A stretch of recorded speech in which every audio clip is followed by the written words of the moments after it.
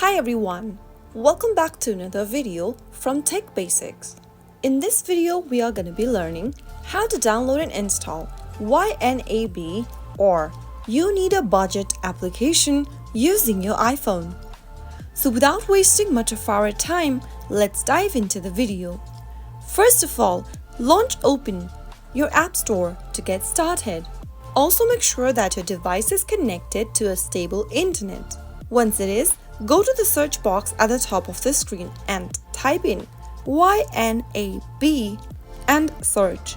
Look for the YNAB application, which looks like this, and tap on the Get button to start downloading the app on your device. YNAB is a popular budgeting application that helps users track their expenses, set financial goals, and manage their money more effectively. It operates on the principle of zero-based budgeting, where every dollar has a job, whether it's for bills, savings, or discretionary spending.